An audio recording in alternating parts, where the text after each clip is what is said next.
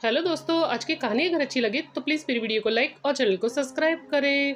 संजय थका हारा अपने कमरे में आया। सोचा था कि अब जाकर आराम करेगा। वैसे भी रात के 10 बज चुके थे। कमरे में आया तो देखा पत्नी प्रिया मुंह फुलाए बैठी हुई थी।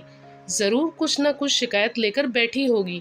मन ही मन सोचता हुआ संजय अभी बैठा ही था कि प्रिया ने बोलना शुरू कर दिया। देखा तुम्हारी माँ को, हमेशा अपने छोटे बेटे की मदद करती रहती है, लेकिन ऐसे नहीं कि थोड़े बहुत पैसे हम पर भी खर्च कर दे। इतनी पेंशन आती है, क्या साथ लेकर जाएगी उन्हें? अरे अब क्या हो गया? कितनी बार कहा है कि छोड़ दो ऐसी बातों को। आखिर तुम्हारे पास क्या कमी है जो हर बार एक ही बात लेकर बैठ जाती हो? संजय उसे समझाते हुए बोला। अरे क्यों ना लेकर बैठूं? उनका अकेले का ही बेटा है क्या जो उसके एडमिशन के लिए माँ जी ने पेंशन में से पैसे निकाल कर दे दिए?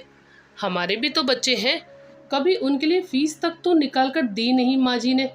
प्रिया उसे बताते हुए बोली। अरे तो हमें कहाँ जरूरत पड़ गई बच्चों की फीस के लिए माँ जी की पेंशन से पैसे लेने की?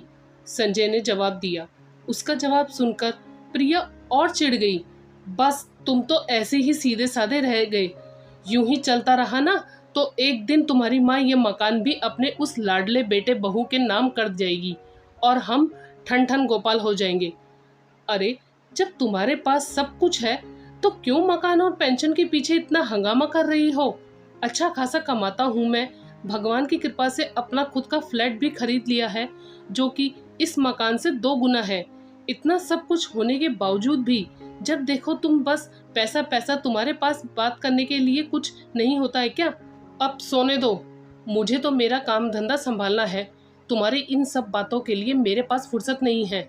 संजय चिढ़कर बोला और दूसरी तरफ करवट लेकर सो गया। हाँ, सोते ही रह जाना तुम। हे भगवान, अच्छा पति मिला मुझे, इसे तो दुनियादारी तक नहीं आती। कहती हुई प्रिया भी तुनकते हुए दूसरी तरफ मुंह करके सो गई। प्रिया इस परिवार की बड़ी बहू थी। घर में माँ जी, उसका पति संजय और उसके 2 बच्चे थे। क्योंकि ये मकान संजय के पिता का था तो साथ ही देवर देवरानी राकेश और अनु का परिवार भी इसी घर में रहता था। उनका एक 2 साल का बेटा था। मकान ज्यादा बड़ा नहीं था पर 2 मंजिल बने हुए थे। नीचे वाले हिस्से में संजय का परिवार रहता था, वहीं ऊपर वाले हिस्से में राकेश का परिवार रहता था। माँ जी संजय के साथ ही रहती थी। संजय का अच्छा खासा व्यापार था, वहीं राकेश एक फॉर्म में छोटी मोटी नौकरी करता था। भगवान की कृपा से संजय के पास पैसों की कोई कमी नहीं थी। उसके बच्चे भी बड़े स्कूल में पढ़ते थे। यहाँ तक कि उसने अपनी मेहनत से अपना एक प्लॉट तक खरीद रखा था जो कि इस मकान से दुगना था। वहीं राकेश की छोटी मोटी नौकरी थी तो अक्सर पैसों की कमी बनी रहती थी।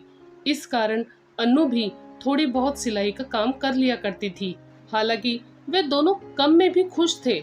माँ जी की भी महीने की पेंशन आती थी तो थोड़ी वे राकेश की मदद कर दिया करती थी। लेकिन ये बात बड़ी बहू प्रिया को बिल्कुल अच्छी नहीं लगती थी। मन ही मन में वे बहुत ज्यादा चिढ़ती थी। क्या माँ जी रहती तो हमारे साथ है, लेकिन मदद राकेश की करती है क्यों? वे राकेश के पास ही जाकर रह लेती। लेकिन संजय इसके पक्ष में नहीं था।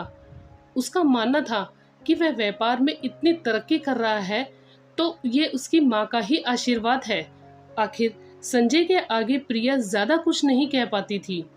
पहले तो देवर देवरानी भी साथ रहते थे। उस समय भी प्रिया बहुत किचकिच करती थी। उसे लगता था कि घर का सारा खर्चा वह लोग उठाते हैं। लेकिन जब अनु प्रेग्नेंट हुई तो प्रिया ने नाक में दम करके रख दिया। अब छोटी बहू प्रेग्नेंट थी तो माँ जी अपने पास से भी कुछ खर्चे कर देती थी। उसके लिए अलग से दूध लगवा रखा था। ड्राई फ्रूट्स वगैरह लाकर वह उसके कमरे में रख चुकी थी। जब प्रिया को यह बात पता चली तो उसने काफ़ी हंगामा कर दिया। अरे वाह माँ जी, छोटी बहू के लिए तो सूखे मेवे मंगवाए जा रहे हैं, मेरे लिए तो नहीं मंगवाए थे। क्या मैं आपकी बहू नहीं थी? प्रिया बहू, मैं तेरे लिए ये सब कब मंगवाती? तू तो शुरुआती महीनों में ही तू अपने मायके जाकर बैठ गई थी, तो भला इसमें मेरी क्या गलती? फिर भी जब भी मैं तुमसे वहाँ मिलने जाती थी तो तेरे लिए ये सब लेकर जाती थी ना। माँ जी, ये सब तो बहाने हैं। और आप क्या लाते थे? वह तो मेरा पति पैसे देता था, प्रिया तुनकते हुए बोली। अब बहू, पैसे मैं अपने बेटे से लेती थी या मैं अपने पास से लेकर जाती थी, इसका कोई हिसाब नहीं है। मेरे पास अगर मुझे पता होता कि तुम मुझसे इस तरह से हिसाब मांगोगी तो मैं पहले से ही कुछ ना कुछ तैयारी करके रखती। ये कहकर माँ जी बात को ख़त्म कर देती, लेकिन अब रोज ही बहस होने लगी थी। ये देखकर संजय ने ही ये सलाह दी थी, माँ, तुम्हारी बड़ी बहू को समझाना मुश्किल है। अब तो राकेश और अन्नू को ऊपर वाला माला दे दो और आप ऊपर जाकर ही सब संभाल लेना। तब जाकर माँ ने राकेश और अन्नू को ऊपर वाले माले में शिफ्ट किया था। कम से कम अन्नू सामने नहीं होगी तो वह क्या ला रही है, क्या खा रही है, इन चीज़ों को देखकर प्रिया हंगामा भी नहीं करेगी। लेकिन आज प्रिया ज़्यादा चिढ़ चुकी थी। आज गोलू का स्कूल में एडमिशन कराया गया था और राकेश ने उसका एडमिशन अपनी हैसियत के अनुसार ही कराया था। फीस भी राकेश ने ही जमा करवाई थी, लेकिन गोलू की फीस, यूनिफॉर्म, उसका बैग जैसे सब सामान माँ जी ने खुशी खुशी अपने पेंशन के पैसों से खरीदकर उसे दिलवाए थे। पर प्रिया को ये गलतफहमी हो गई कि माँ जी ने एडमिशन फीस के पैसे भी दिए हैं। बस इसी बात को लेकर वो संजय को सुना रही थी। पर ये बात उस समय माँ जी के कमरे तक पहुँच रही थी, क्योंकि माँ जी का कमरा भी उसके कमरे से लगा हुआ ही था। सुनकर माँ जी को बहुत दुख हुआ। बड़ी बहू इतना पैसा होने के बावजूद भी मन में अपने देवर देवरानी के लिए इतनी नफरत पाल के बैठी है। आखिर माँ जी ने ठान लिया कि अब इस बारे में बात करनी ही पड़ेगी।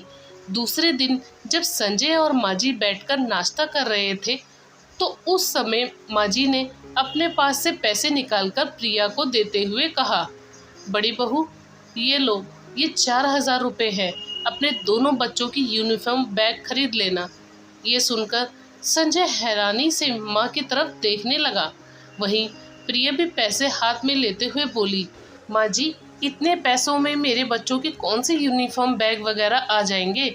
आपको पता भी है कितने महंगे स्कूल में पढ़ते हैं और कितना महंगा सामान आता है उनका।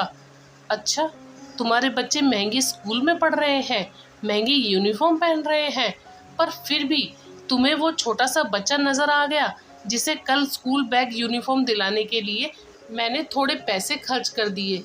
तो क्या फ़ायदा ऐसी तुम्हारे अमीरी का, जब तुम्हारा मन ही इतना गरीब रह गया, सिर्फ इसलिए कि वह तुम्हारी देवरानी का बेटा है। क्या कमी है तुम्हारे पास जो दूसरों को देखकर चिढ़ती हो? ये मेरा मकान है, मेरे 2 बेटे हैं, मैं दोनों को बराबर दूंगी। मेरे मन में दोनों के लिए कोई द्वेष नहीं है। तो बेवजह तुम बात का हंगामा क्यों करती हो? आखिर आज माँ ने खरी खोटी सुना दी। सुनकर प्रिया चुप हो गई और उसके बाद फिर प्रिया ने कभी माँ जी से इस बारे में बहस नहीं की। दोस्तों, आपको ये कहानी कैसी लगी कमेंट करके ज़रूर बताएं।